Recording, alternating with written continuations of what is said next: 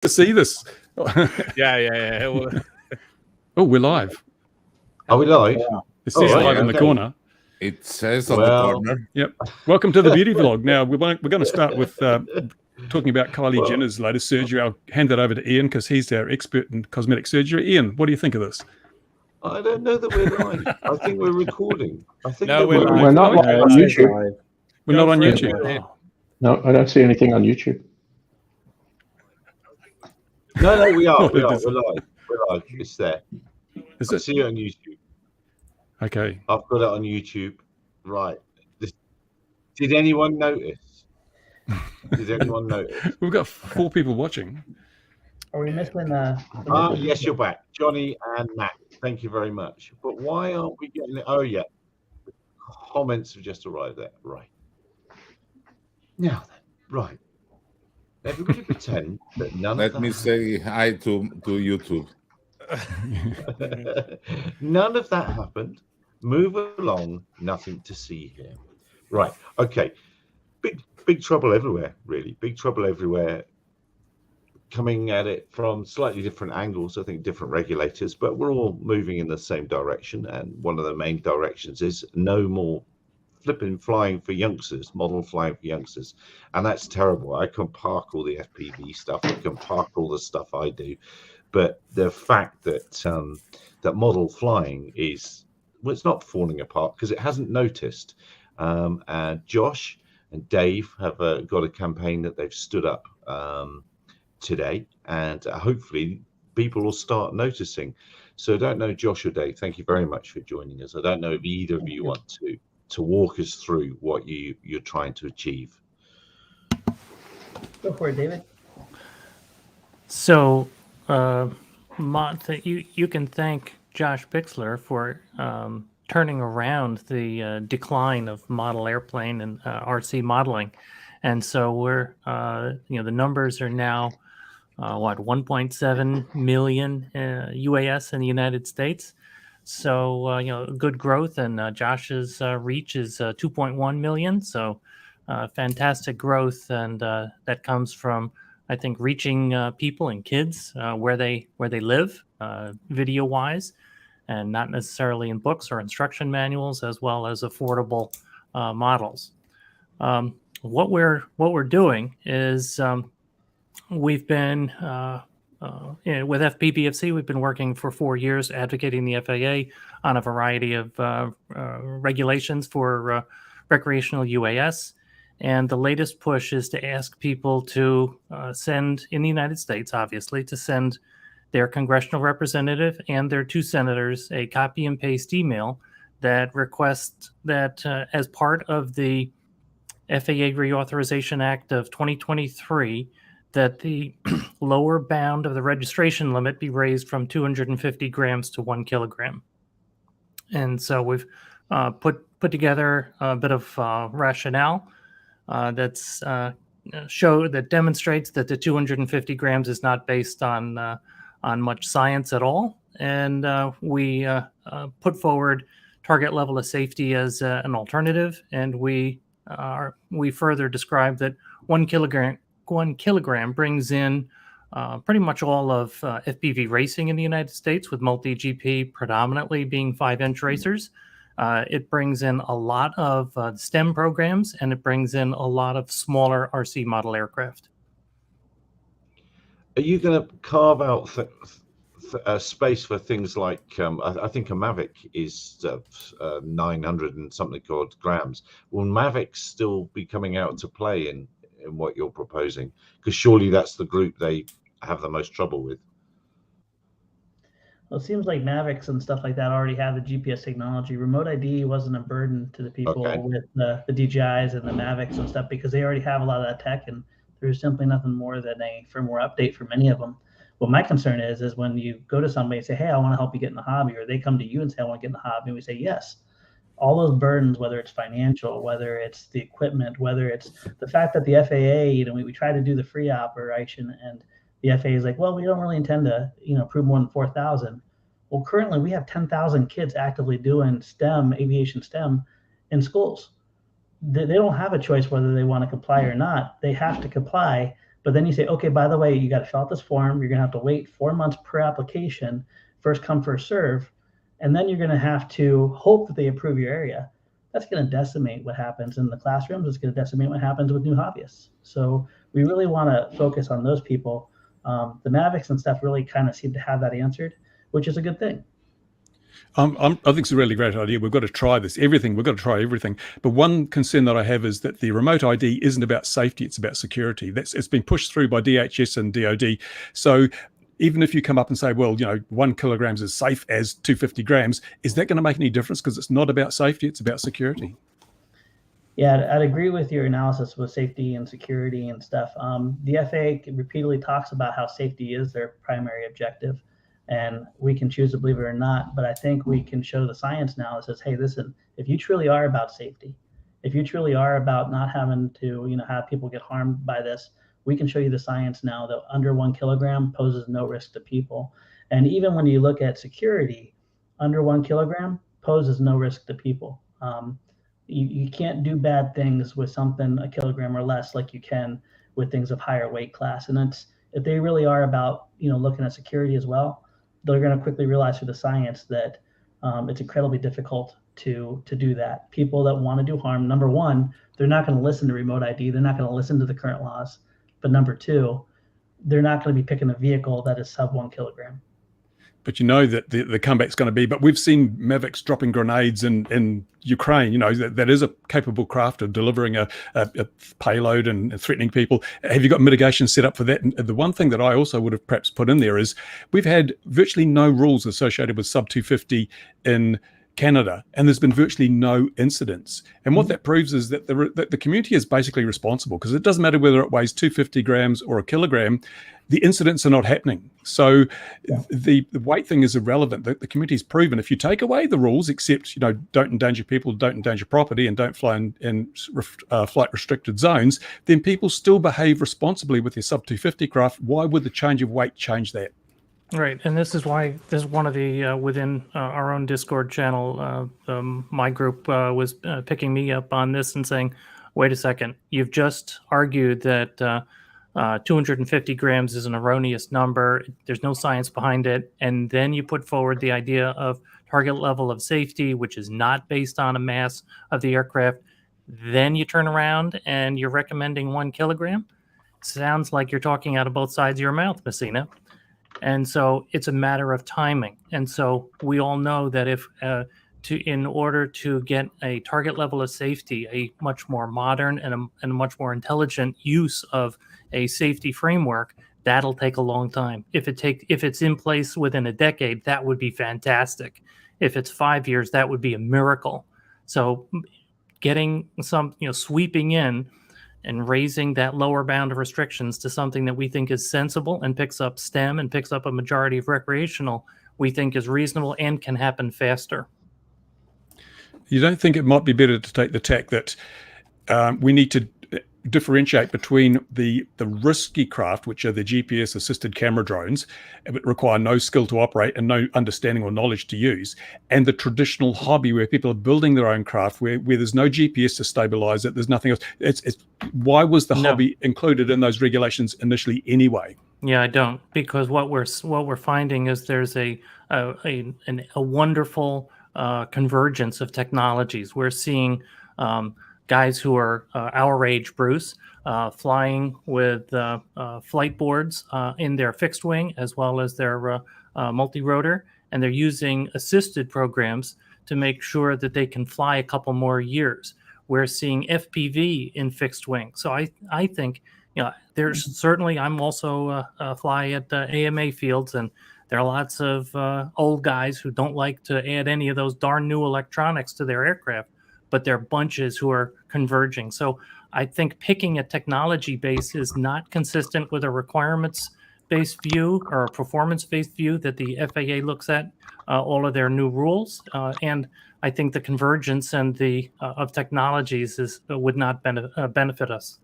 It's interesting that because I'm not talking about flight controllers or gyros or anything, I'm talking about GPS. That's the one distinguishing thing that differentiates the camera drone people from the rest of the hobby. They have GPS assistance. You move the stick up, it goes up. You're positioning a camera in 3 dimensions, and the GPS is taking care of everything else. Now, flying FPV freestyle, it's totally different. You give a FPV freestyle drone to someone who's never flown before, and they'll just crash it. It won't fly. So the differentiator is the level of skill required and the level of understanding of the flight dynamics required to make it work. And that's traditional hobby versus the camera drone, because we know that the two totally disparate groups. We've got people who buy Mavics and Phantoms. They're not interested in flying. They don't want to know about the theory of flight. They just want to be able to move their camera around in 3 dimensions. Most of them, I believe, are like that. Most of the ones I've spoken to anyway. And then you've got the people who build their craft, whether it's a multi-rotor or a fixed wing, and they're more interested in flying the thing and having fun through the actual flying experience than simply creating video.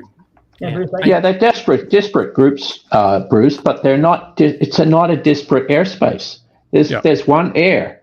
I fly my FPV plane with a flight controller and a GPS in it at a flying field with guys flying, doing their 3D aerobatics at the same flight line, and we're all in the same airspace. You just can't separate. No, I know you can't, but I'm looking from the risk profile, looking what the regulator is going to look at this at. Where are they going to be able to draw a distinction? And it's down to risk profiles. That's what they're looking at. What is the most risky craft from a safety perspective, from a security perspective? And I think we've seen that the reason the rules have changed is because of the arrival of things like the DJI Phantom and Mavic, which enabled people with no training, no skill, no understanding to get out there and make a nuisance of themselves. The hobby hasn't changed much in the last 80 years. In fact, it's got safer.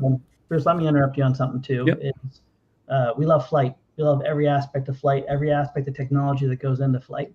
That's a vision level thing for me. And also when I go into schools, I teach these kids about flying. We teach them to fly. We teach them design. We also teach them about the technology that goes into it. I can take a 5-year-old out in this field and I can teach them to fly using a lot of the stabilization boards, but I can also take an 85-year-old. And many times they want the security, knowing they can flip a switch and that plane turns around and flies back to them. I don't think at the end of the day, the GPS is the enemy. And also I don't want to divorce that from our technology, because that builds and incorporates and gets it more acceptable.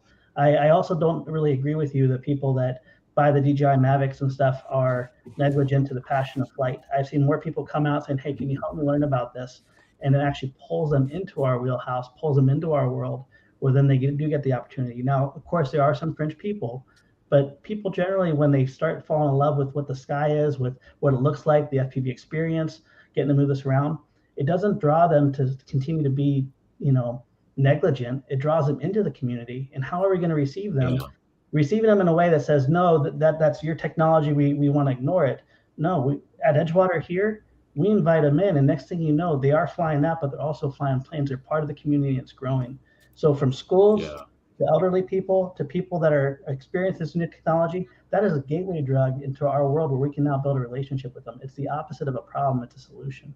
Right. I hear what you're saying. We're adding more GPS into FPV drones, and I just saw one of the points that one of the viewers enjoyed flying ArduPilot, and we're getting into ArduPilot, and that level of semi-autonomous flight, I think, is the next level for kids who are into STEM. I mean, great, I can fly a model. What now?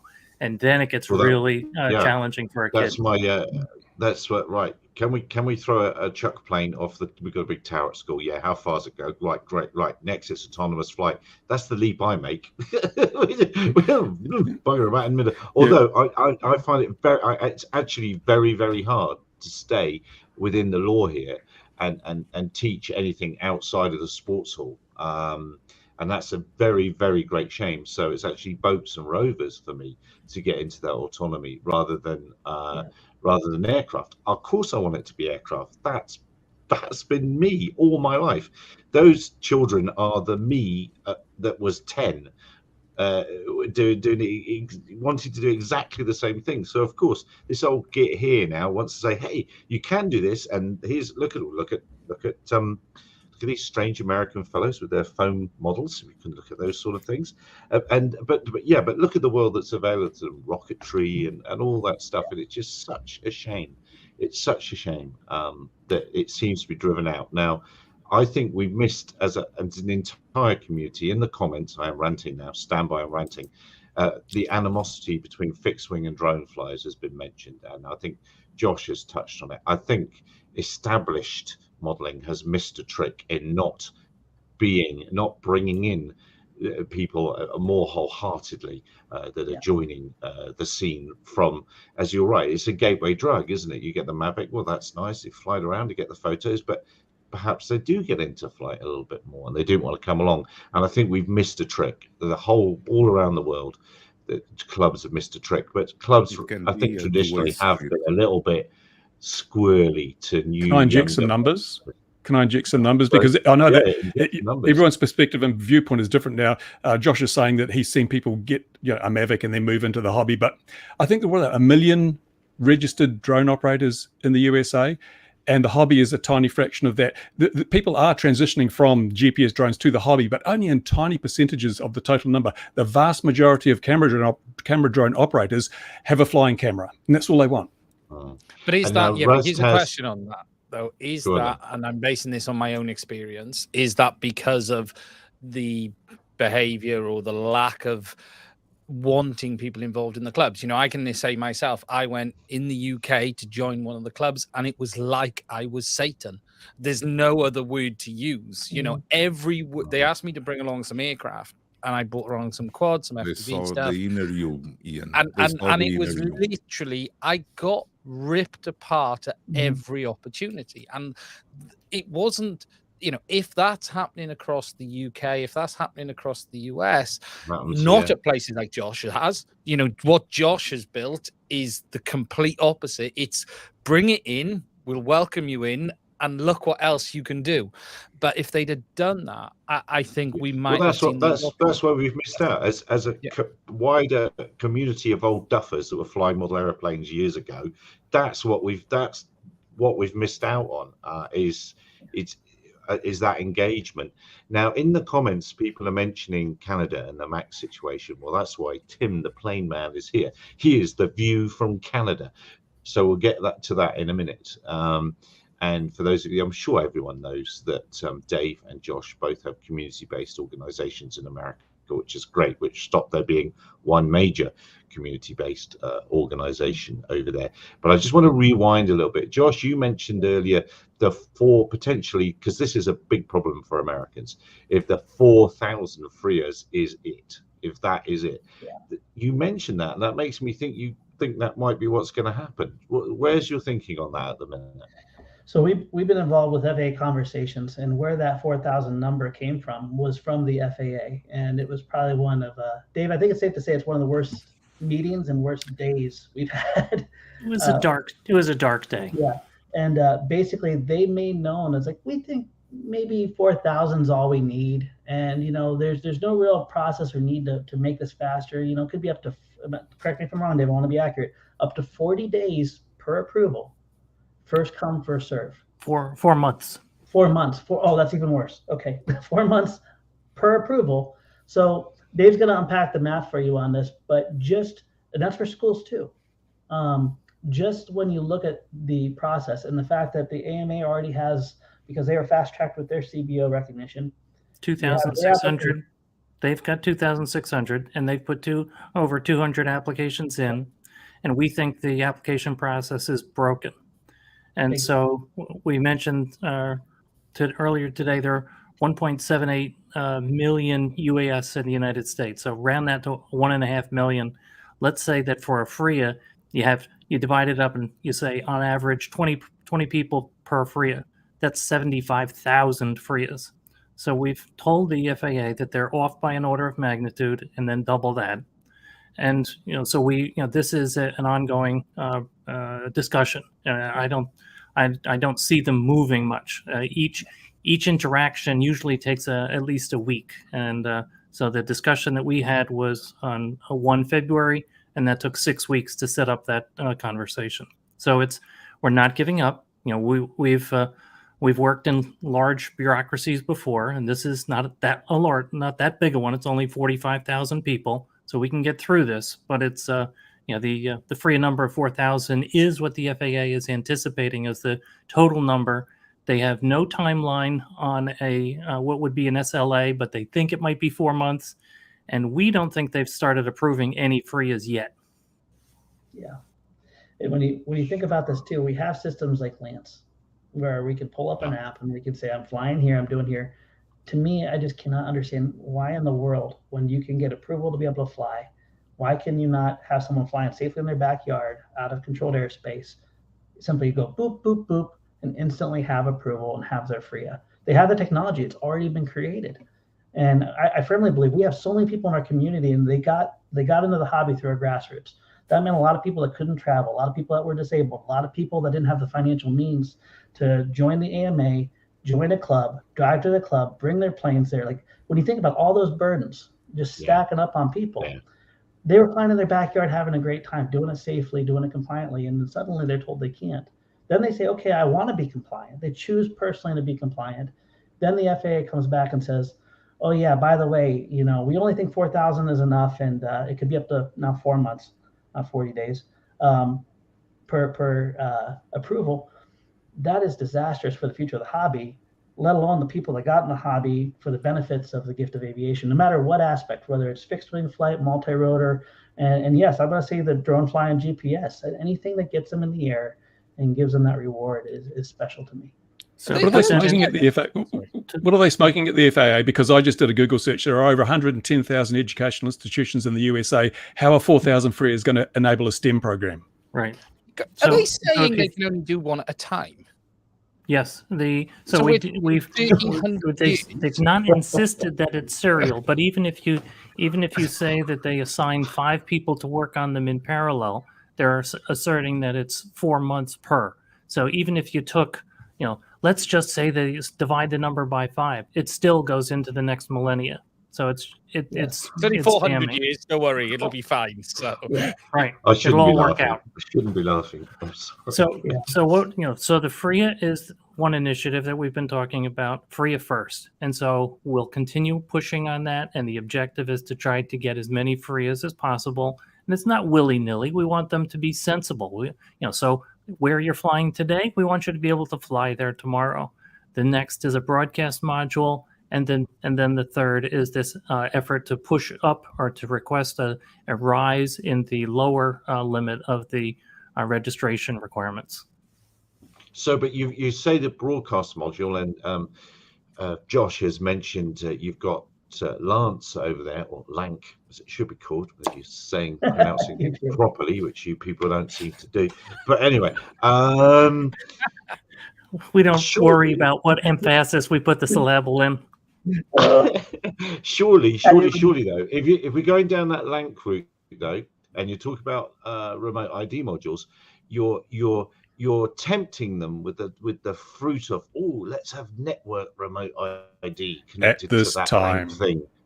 At this time, those are the words. Are you not helping draw them into that? Because that's what they want. They want network remote ID to pay to play. That was clearly stated right back at the beginning of this kerfuffle. In fact, I was going through old posts, and we were talking about this in 2012. 10 years ago or 11 years ago. Have you not got to be sorry, what I'm trying to say, guys, is have you not got to be careful how you negotiate with them, that they don't lead you down a garden path to somewhere you don't want to go? I think we got to be careful no matter what. You bring up a great point, Gary, is no matter what, every step that we do has to be guarded and carefully calculated and considered also what is the end goal and what is the practical way to apply it. We went to CES, and I remember very clearly we were speaking very heavily on, what was not yet passed, around remote ID. And there was 7 telecommunications companies feeding into their desire for network remote ID. I'm no stranger. And then you had broadcast, and no one wanted to touch broadcast because the other one is profitable for them. We were able to get it to where now broadcast, is part of the play. It should be whatever works the best. So because that's been accepted, I'm not as concerned about network being able to get a foothold as much as raising that bar will basically give people the ability to be compliant and at the same time still be within their target level of safety. And I definitely respect the security element in there. because we know a lot of homeland security and everything has their influence in there. But the science, I think, backs 1 kilogram or less really not being a threat, both in security and in the safety. And I don't see network being able to get a foothold, considering broadcast has already been accepted and approved. So my view on that, Gary, is that network remote ID is the argument why it pays to have us at the table. And frequently, me or my team are running around with table scraps. So we don't have a seat at the table, but we're very persistent. We're very annoying ankle biters. So we get our say heard. When I look at network ID, network remote ID, absolutely, the cell phone companies were they saw dollar signs, and that was a big issue. The things that I see coming are NASA with unmanned traffic management. That is an enormous. They still have not figured out how to put UTM back together without network remote ID. And I think one of the huge drivers is AAM, and I think that will help us, along with the work that we participated in the Beyond Visual Line of Sight ARC. And if you look at the combination of those, there is enough that we may be able to get a carve out for recreational, because there's going to be such a fixation in the United States that we have got to catch up on advanced air mobility. We've got to get UTM in place. And so that's larger aircraft, and that's going to be the focus at all costs. And I think simply grounding all recreational UAS, that's something that we can probably fight against effectively. Yeah, I think let's start drawing in the Canada thing now, because it is fantastic that you guys are there and there to fight the hobby's corner, because I think, I can throw rocks because I'm not you two. I think the AMA's done a pretty poor job, but if you wanted a gold star hat, badge and medal for doing a poor job, then that would be MAAC in Canada. They are now world leaders in doing an appalling job for their members. I find it horrific now that I think, Tim, is it 13? You've got to be older than 13 to take that test now, haven't you? 14. The 14 is well, it's 14. So it's 14. I'm not sure if that means you have to be older than 13, and 14 is good, but I think it is 14. Yes. Okay. Yeah. Well, I don't know. I think that's a bit of a not so big of a thing, because it doesn't mean you can't fly. It just means you can't fly currently over 250 grams, and you can buy you can get lots of planes there. I mean, I started back in RC flying myself less than 2 years ago, after about a 45-year break. I'll come on. And so, I started with a little foamy that was about 60, 70 grams, and then a little balsa model that was 70 grams, and had an awful lot of fun before I graduated to some larger stuff. And, kids can do that. If we could in Canada take on board what Dave and Josh are doing in the USA with the 1 kilogram, moving the limit up from the kind of silly 250 gram thing. I'm fascinated to hear the story about where that came from back in the French Revolution or whatever it was that I think we're going to hear. But if that limit could be increased, then that makes that available for what I think, kids at that age maybe should be expected to be limited to anyway, potentially. We really don't want kids flying 10 kilogram planes. I was flying gliders, bigger gliders at that age. But my problem would have been, so let's say you have to have a grown up along with you. Both my parents worked. They wouldn't have. They would have been willing. They would have been willing to come out and take me flying. But the reality is they wouldn't have been able to. Right. Yeah, don't restrict youngsters, Tim. Come on. Oh, of course. I mean, yes, but they're not completely cut out, is my point. And, there is a bigger problem here, a much bigger problem, and that's the whole recreational flying community, most of which are the people who fly under MAAC and that fly fixed wing planes and helicopters and things like that. who are now basically subject to the same regulations as commercial drone operators, with things like, keeping a detailed log of every time you fly or change a rubber band on a plane, as to use Bruce's example, and your transmitter, and to separately register every single plane you have. Even if you buy a foamy and fly it once, there's $5 gone, because you don't get that back. You don't get to reuse it. It's just an incredible overreach. It's to Bruce's message, an incredible overreach that is just suddenly, just like that, been introduced to all recreational drone flyers in Canada. And again, I've watched a lot of what Bruce has had to say, and it sounds like I agree with him more than I don't, or more than I disagree. MAAC made a big mistake by actually entering into this exemption in the first place.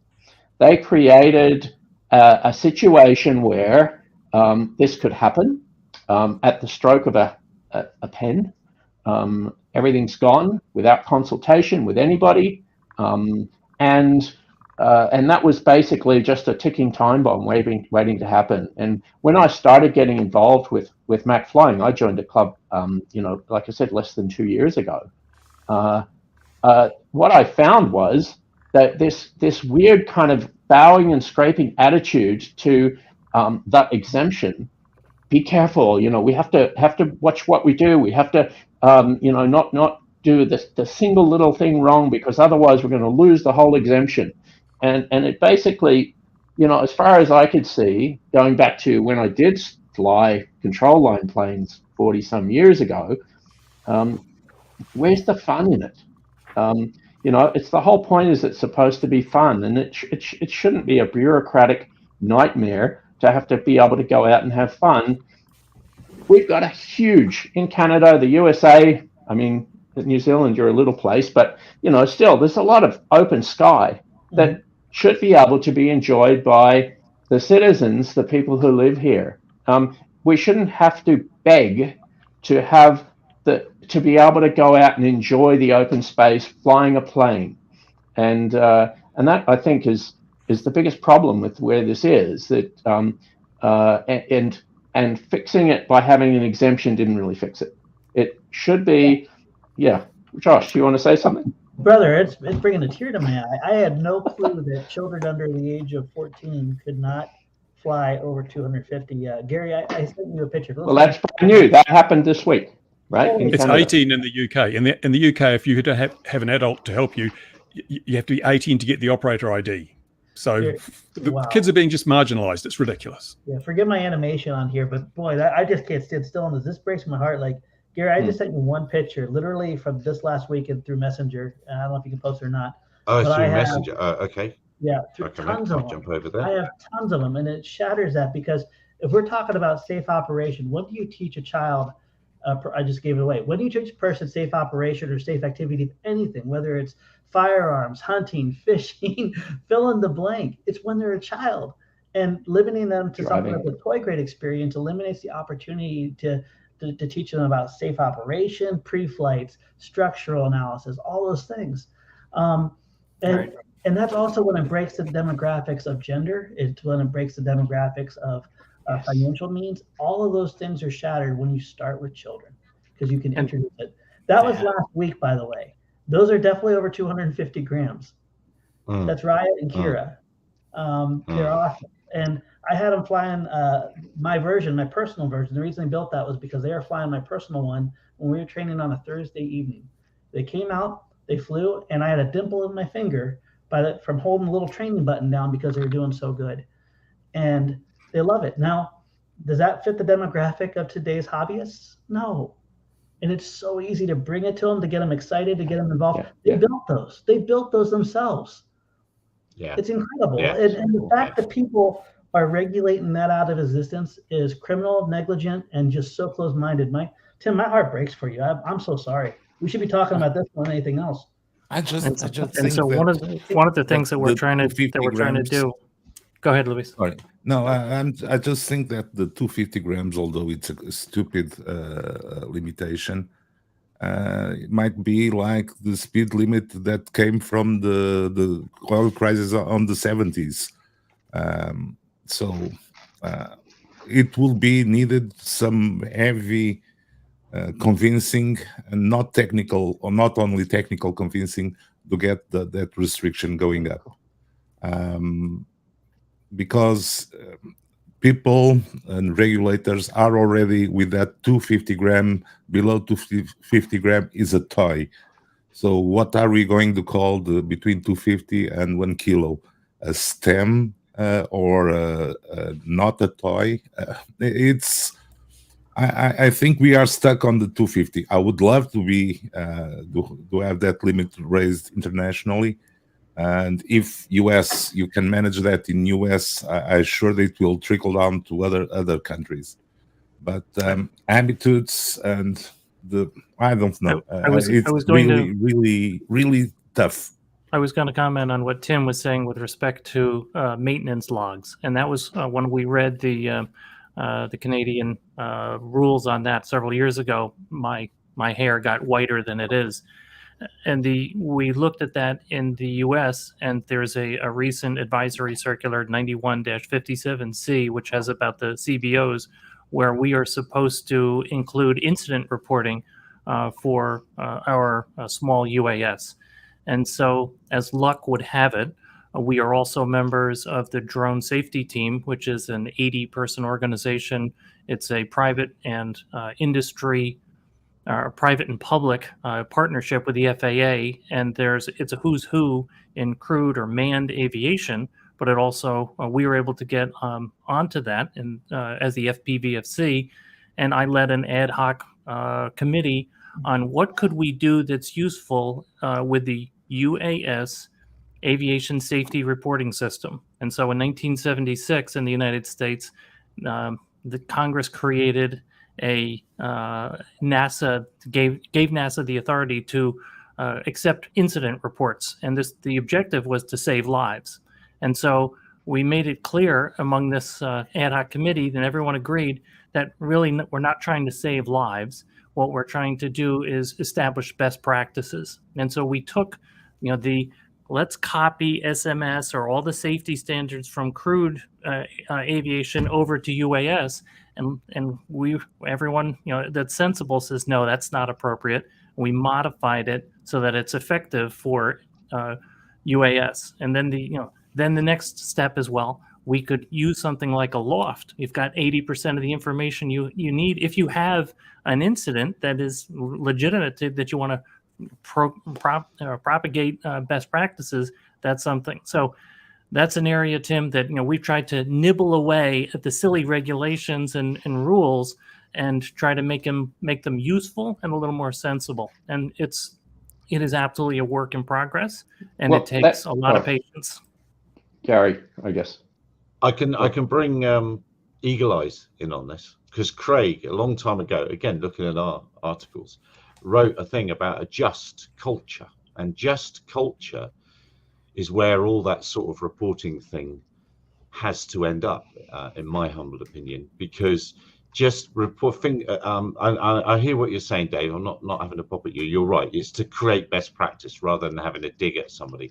And I think, Craig, isn't that what just culture basically is?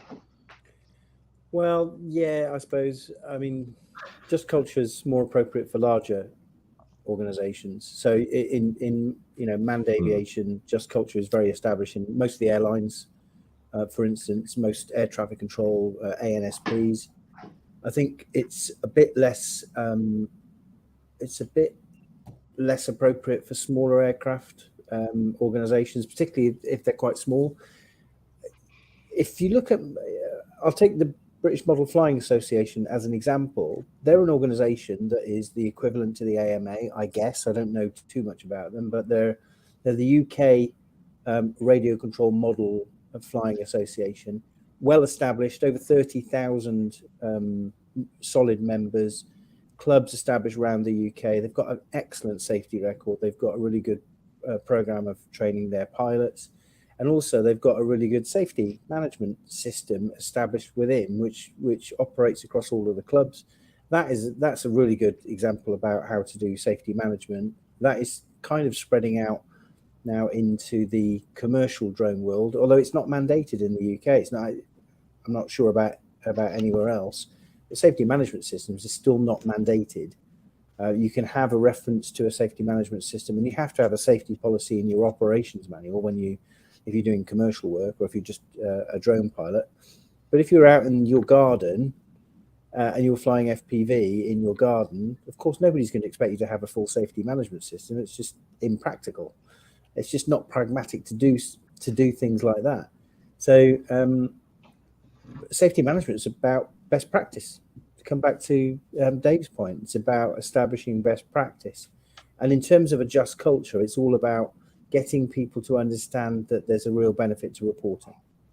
And if people, and you can see that straight away, right? So 10 years ago, there were literally no reports of drone incidents in the UK. And that for a variety of reasons. But one of which was the mechanism simply just wasn't there. It wasn't mature enough for people to understand how to use it. And also, largely, the people who were doing drone operations at the time didn't want to, how to describe it, put their head above the parapet to demonstrate that things were happening. And this was at a time when drones were, if you wanted to operate drones, this is pre-Phantom 1, if you wanted to operate drones, you had to build them. So you needed to be reasonably proficient in the building skills and the operational skills as a follow-on, and they would routinely fall out of the sky and not get reported.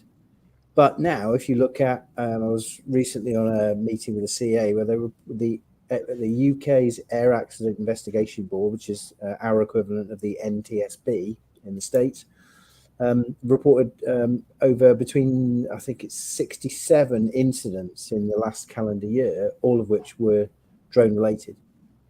And what that means is that a lot of the public could look at that and go, well, that just proves that drones are more unsafe because they're being reported, and how many aren't being reported. But those sort of numbers were still happening 10 years ago. They just nobody was telling you about it. So it's encouraging that people are reporting them because they're being investigated, and more importantly, the lessons from those investigations can be shared around the communities. There was recently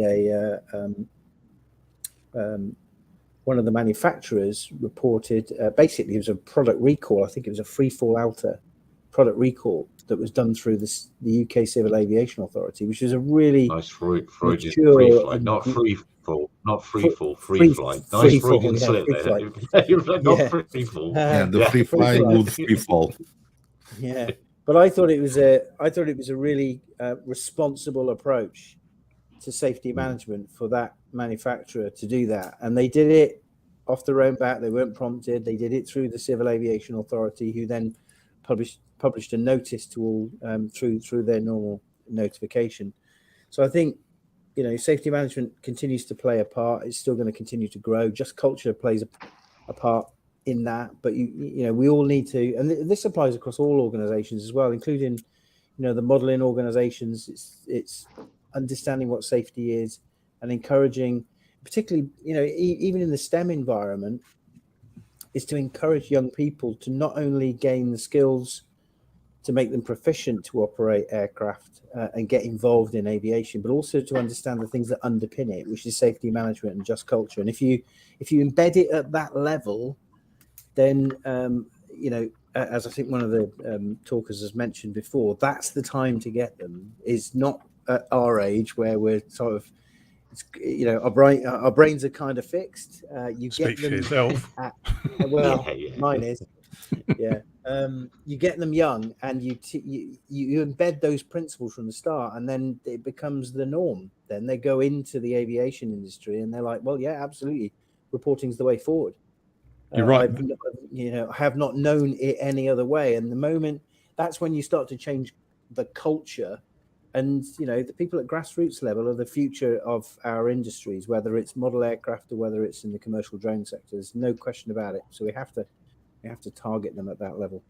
You spoke the magic word culture. Safety isn't about rules, not about regulations. It's about a culture. It's about a mindset, and it's about taking responsibility. And the thing that worries me is that we have such massive weight of regulation and rules and things you have to do that it's unloading that responsibility from the individual onto whoever makes the rules. I would, it's like that thing. If you give a man a fish, you feed him for a day, teach him to fish, you feed him for life. And if we teach people how to identify and manage risk rather than saying we're going to do it from behind an oak desk on the top of a high-rise building, you end up with a much safer situation. And I go back to the Canadian situation where no prescriptive rules for sub 250. So people have developed a method of responsible people have been able to identify risks and manage them such that we haven't seen, as far as I'm aware, a sub 250 drone engaged in any kind of incident that involved property damage or risk to people. So that seems to be working very well. And this sub 250 gram thing, one thing I think a lot of people have overlooked, we're all talking safety. It's nothing to do with safety. The reason the sub 250 thing exists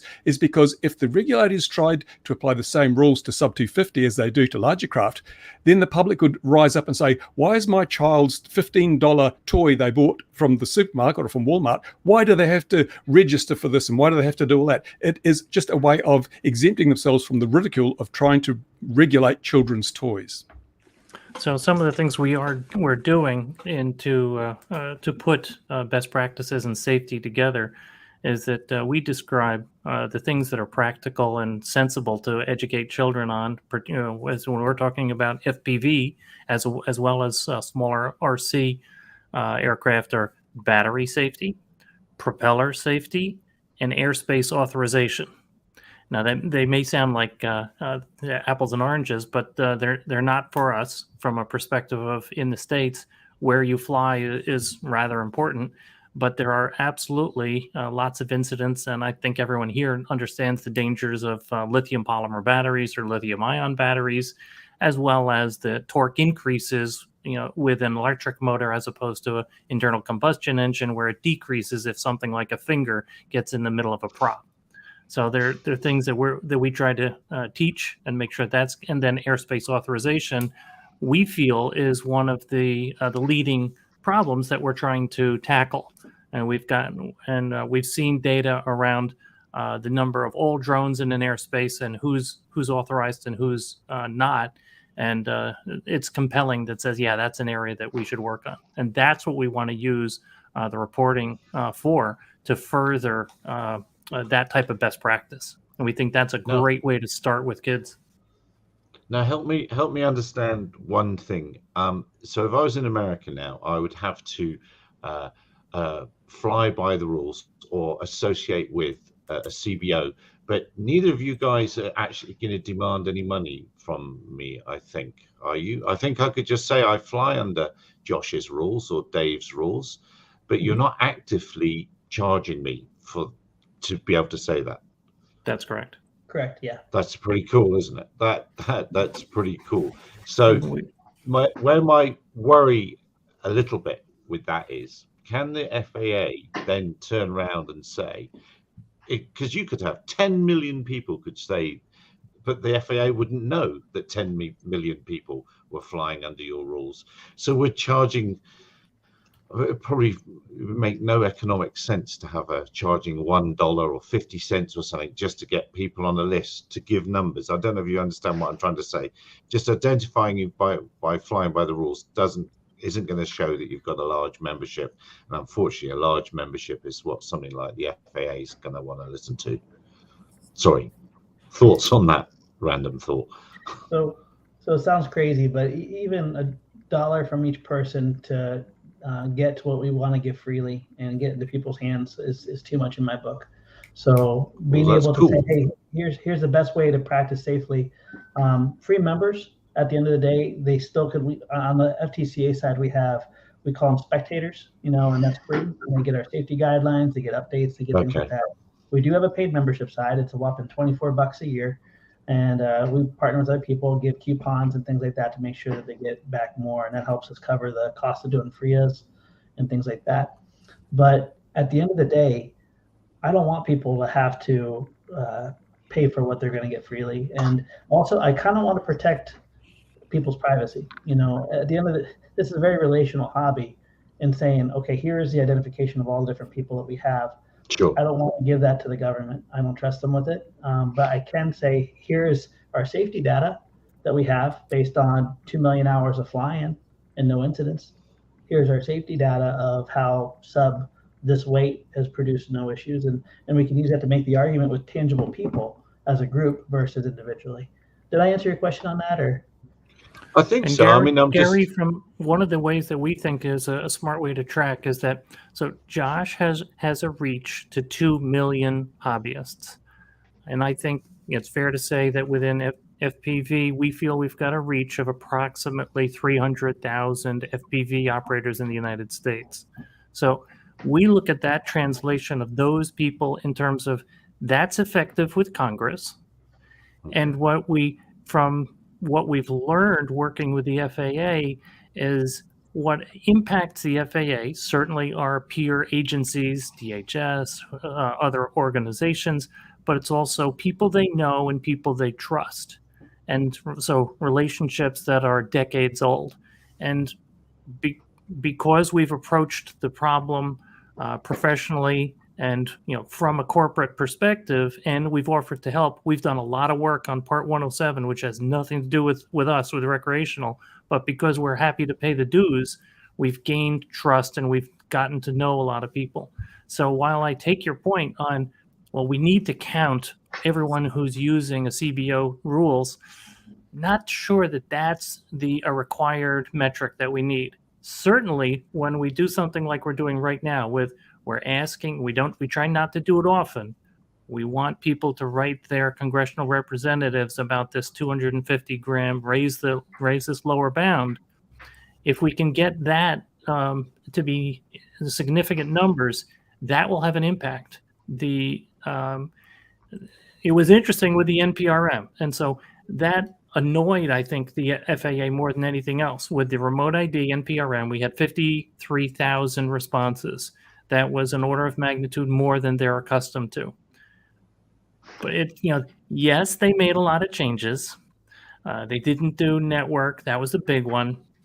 But they were, it didn't make wholesale changes in the direction that we really wanted. We didn't see raises in the mass limit. One thing you said though does make me wonder, what would it take to lose your status as a CBO? Because that's basically what MAAC had. MAAC was a trusted organization, a trusted partner of Transport Canada and NAV Canada, and they basically operated more freely and a special set of rules simply based on this trust relationship. And it got pulled. It's gone. And for whatever reason, MAAC maybe didn't. We don't have to get into it. For whatever reason, MAAC lost their trust and they pulled. Now, it could have been, I mean, I'm not saying that it happened, but Transport Canada, for political reasons, could have said, we're going to pull it. Let's find a reason for that. Right. And they could do that with you, couldn't they? Yes, absolutely. There's for no reason, the FAA could cancel our CBO status tomorrow. And there are 4 of us, and each organization had to submit an application and a different set of safety guidelines. The safety guidelines are not rubber stamped. They had to incrementally, they were creeping up on the advisory circular 9157C, which is not a good thing, but they are all 4 different. It's amazing stuff. Now, further back in the comments, let me just go back where it was. Somebody said, here we are. What science now? Last week we had, and this is also an amazing, 2 weeks in a row, some amazing guests. We had Ashore, Steve from Ashore, and he has lots of data. And I think I asked him last week, what would it take for organizations to work with Ashore? And now I'm thinking of you two. And I think we should join you all up. Are you already working with Ashore for data?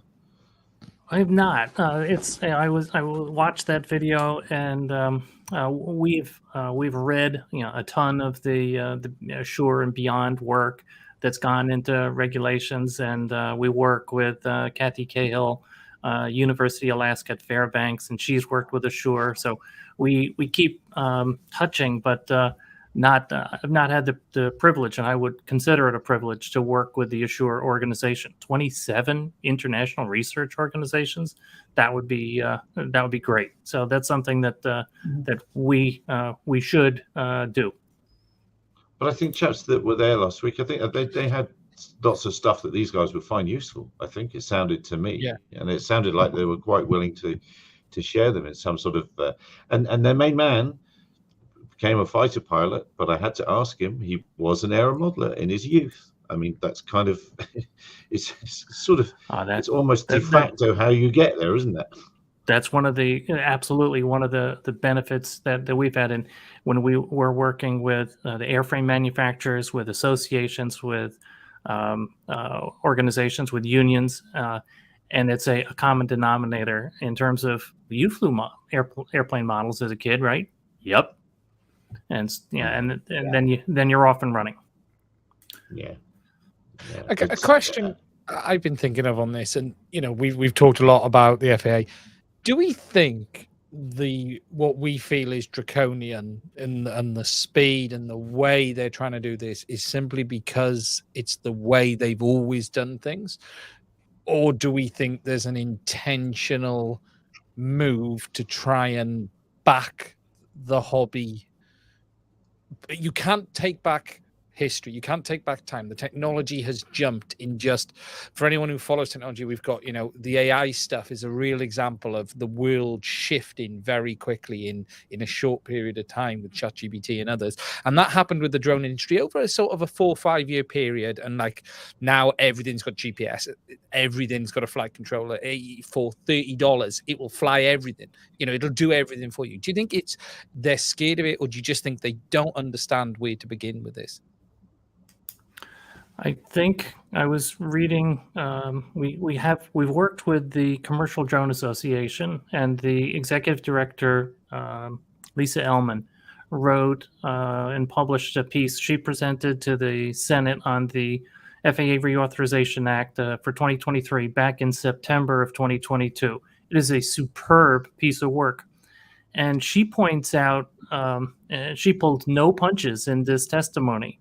And one of the things that she says is, we work daily with the UAS Integration Office, and the UAS Integration Office isn't.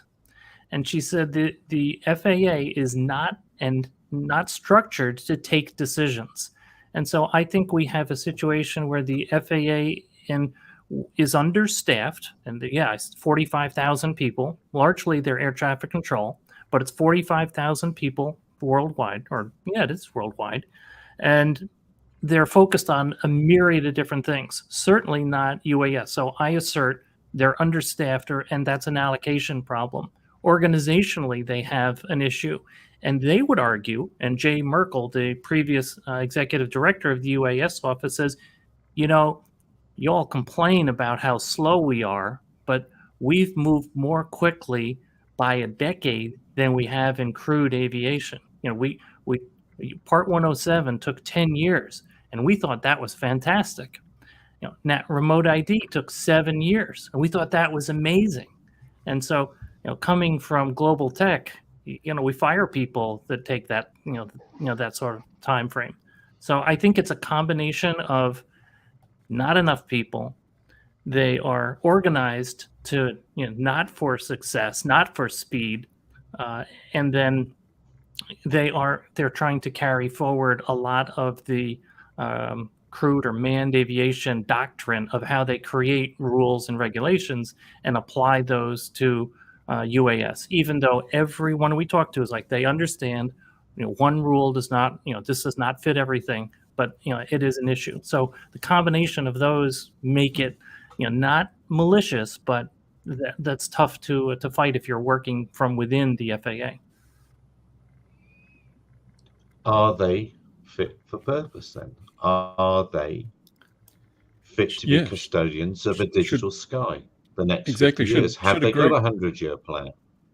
Yeah, if they're that dysfunctional, what on earth are they doing telling us how to do something we've been doing for decades quite safely?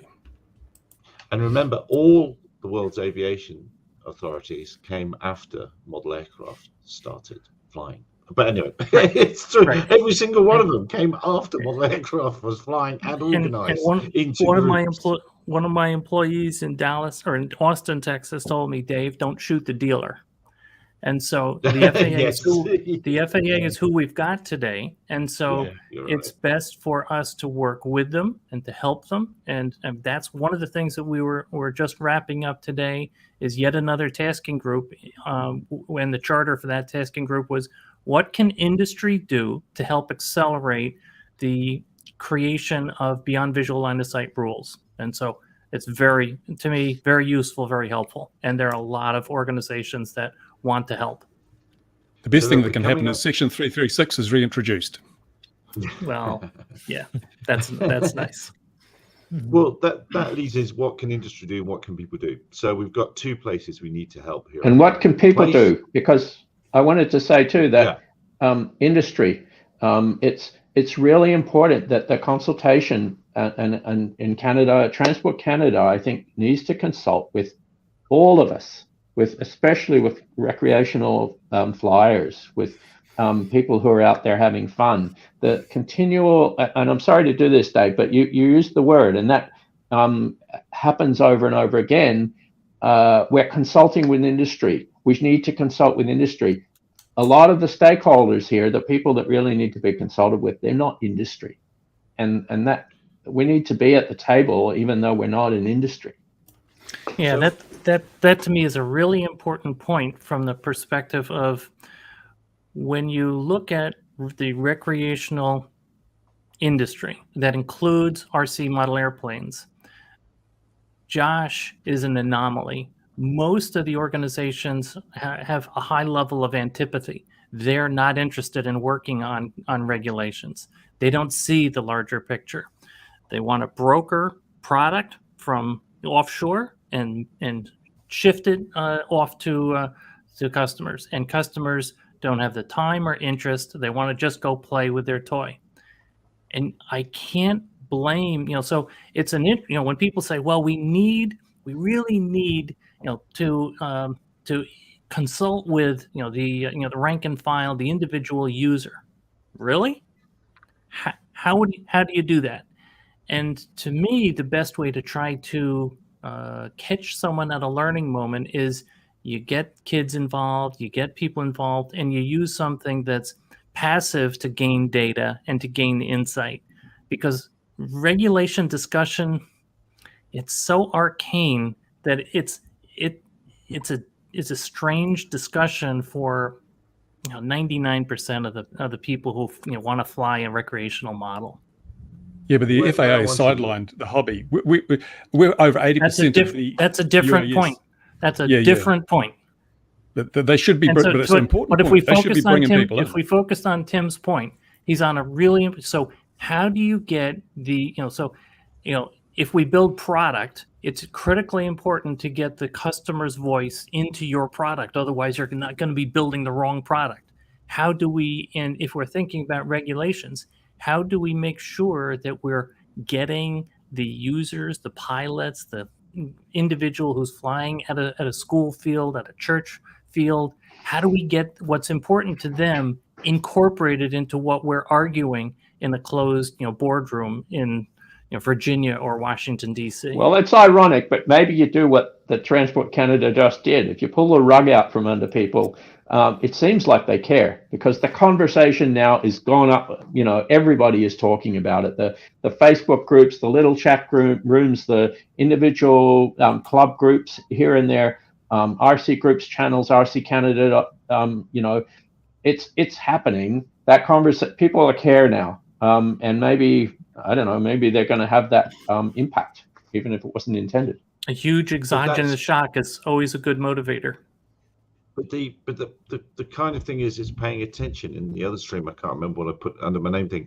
It's just for years the community hasn't. So old blokes like Bruce and I just rattle on and say, "Beware the Ides of March. It's coming," because we care to look. But very, very few people care to look, and pressure should be applied earlier. Frequently apply pressures frequently and early to regulators to let them know that we're there. But I'm very confident that your two CBOs are doing that in America, and I'm very pleased that you are. So we've got two problems we need to start applying pressure on them. Problem number A is he just went. He's back. Is Canada. So does everybody now join MAAC and make sure that the board perhaps changes and that pressure is applied? How are people in Canada going to start resolving the problem that they've got? Where do they start? No one wants to go there. So that's I mean, I don't have an answer. Charlie, I mean, one thing I'm planning to do is write a letter to the minister, and I'm encouraging other people to do that too. I think we've got to get the politicians involved. Honestly, it's a political problem, and I don't know if we can get the traction, but if we can get voters to talk to their representatives, and drive it from the top down, from the political side of things, maybe I don't know, maybe something can change. Because what really needs to happen, in my humble opinion, maybe not so humble, in my opinion, is a consultation. That's what really needs to happen. What has happened here is, at the stroke of a pen, with zero consultation, near a meaningful consultation. I mean, they talked to the MAAC executive behind closed doors, and demanded effectively secrecy. I think I seem to have frozen again. But we need to have an open conversation, and it needs to be a process, and it's going to take a little bit of time. But what really needs to happen is real open, democratic consultation and a rework. Honestly, I think the Canadian aviation regulations need a rework. But I don't know. Is there anyone who can dedicate full time, who has a regulation background, who can do this at zero salary? No, I'm dead serious in these questions. This is what I'm doing. We have a Canadian regulation expert person in the comments. I won't call him out, but I know he's in the comments and he joins us every week. And the thing I wanted to say about Canada was, I've never met a nasty Canadian, so I'm amazed that they've suddenly done this with the rules. It just blows my mind. Never met a nasty Canadian. They're always way too nice. How many Canadian politicians have you met? Well, that's also true. But the fact that when that first letter that they put out to the membership, that was such a PR disaster. Putting out, if anyone thinks that I won't receive a message that says don't post this anywhere, it's about model aircraft and drones, and it won't arrive in my inbox, it always arrives in my inbox. People never do that. Things arrive almost instantaneously, and I'm afraid this is another thing, right? Dave and I have diametrically opposed perspectives on how to deal with bureaucracy. Dave likes to work with them and work, that way productively.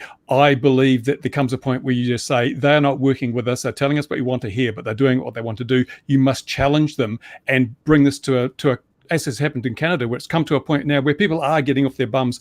This needs to happen much earlier in the cycle, because I've worked with bureaucrats for many, many years. They will just tell you what you want to hear, keep you moving along, and then when they want to do something, they'll do it. And the Canadian situation shows that absolutely. I mean, MAAC tried to work with TC, and because, to sort this out, and then TC just came along despite MAAC's efforts and said, no, right, you're out of the pool, exemption cancelled.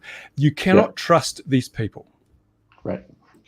But that's the education piece. It's when new people come into the hobby from multi-rotors, then we embrace them. It's everybody understanding what's going on in the broader picture. But what generally happens is people take their model airplanes to the local field that they fly out, or out that back garden on a Saturday or a Sunday, and they do that, and they don't look at the outer world, a wider world of things. They just go flying, put it away, then they're back to work again on Monday, and away they go. And unfortunately, we're living in a time where people have got to be a bit more proactive. Sorry, Louis. On Canada, do we know, or does someone know, the unstated reasons that got them to revoke the because some of the MAAC Canada flying site. Well, actually, and why am I saying it? Tim knows. Well, I mean, I don't know, but what we've been told is that some fields. We had fields here that are very much like what it sounds like FRIAs are going to be in the States under MAAC. MAAC had MAAC basically allocated its fields and got authorized, were authorized to authorize fields. And apparently they authorized some fields in controlled airspace, which was supposedly okay if they consulted the local airport and got approval from NAV Canada, but they did it without getting approval from NAV Canada, as far as I understand it. And that just basically, so, and as far as we know, I mean, according to the letter from the MAAC executive, there was never an incident, nothing ever happened. There was no problem, but except that MAAC flying fields were authorized in controlled airspace near airports. And so I was asking about unstated, unspoken issues. That's right, and that is clear. Yeah, I understand. So the only other thing I can say about that is that was what originally happened in December. They said, we think this has happened. We're going to suspend things, and then we're going to go try and clean it up, and we're going to work with NAV Canada to basically clear the books. And make sure that all the fields are good. So they went through a whole process and they started doing it. And as at the end of January, they actually had authorized 50 fields and said, yeah, you're clean, you can fly. And they were working with Transport Canada on this. And then I think, to your point, I think something else happened. I don't know if they discovered something else. They discovered that it was way worse than they thought, or somebody politically got involved and said, look, that's enough. We're not going to, one's enough. The exemption is done. We don't know the real hidden reason behind the change between we're going to work with NAV Canada MAAC is going to work with Transport Canada and NAV Canada to get this cleaned up, to suddenly the hammer came down and they're done. You're done. Forget this working with it problem. And it's just like that. And yes, we don't really know what it was. I don't know. So look, we've gone well over the hour now. We've got some important people with us, and Bruce. So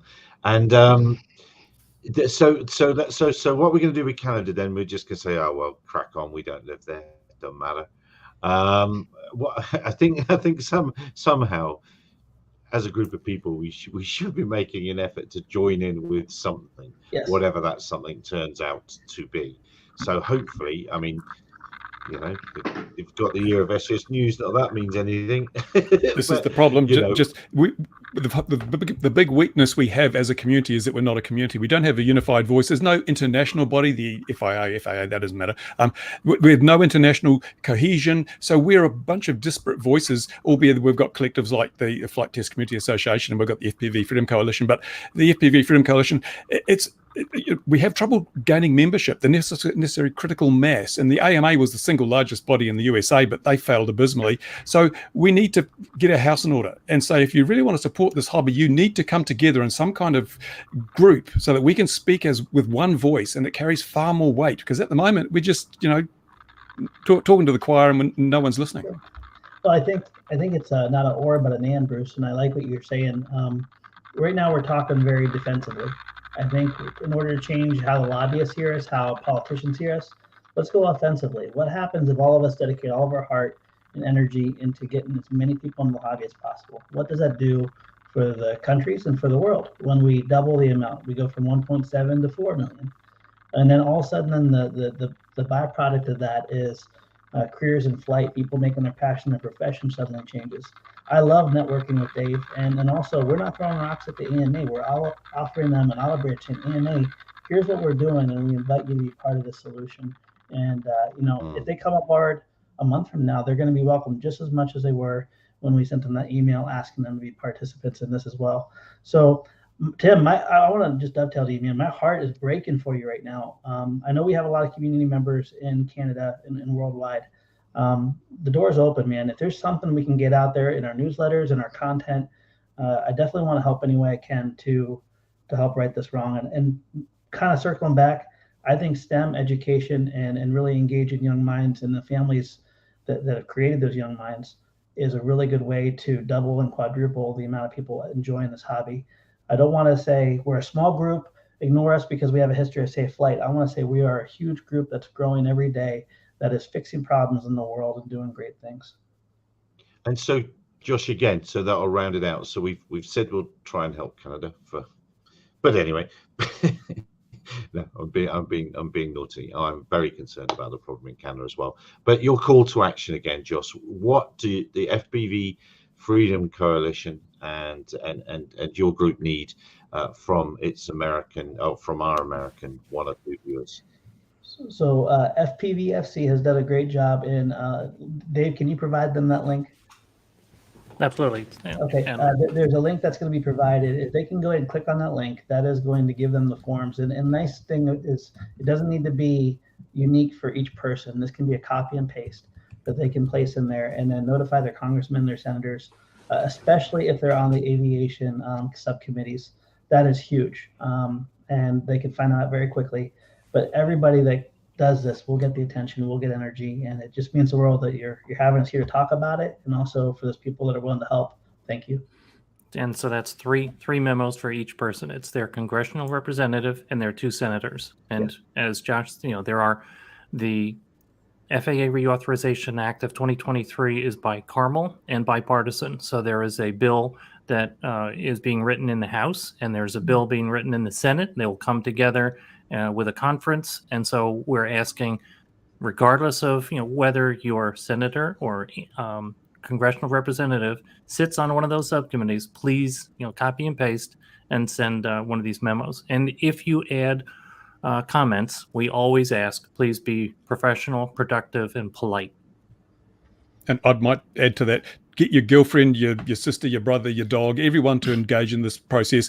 Go to your local school and see if they want to do a submissions as well on the basis if it's going to affect their STEM things. You want to educate as many people as you can, leverage that to bring in as many of those people to join in the campaign, even if they're not model flyers or drone flyers or whatever, they have an interest in supporting this. So we want numbers.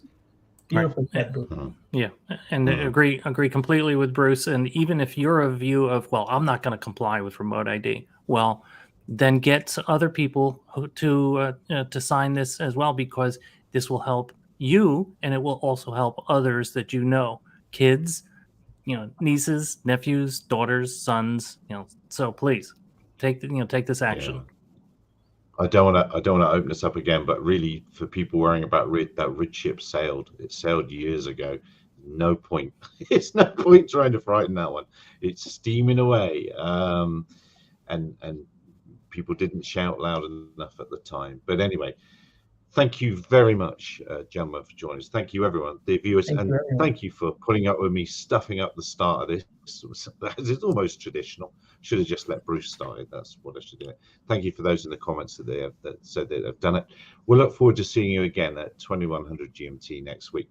Josh, Dave, bloke in New Zealand, Tim, Ian, Louis. See you next week. Take care, everyone. Look after yourselves. Be careful out there, everyone.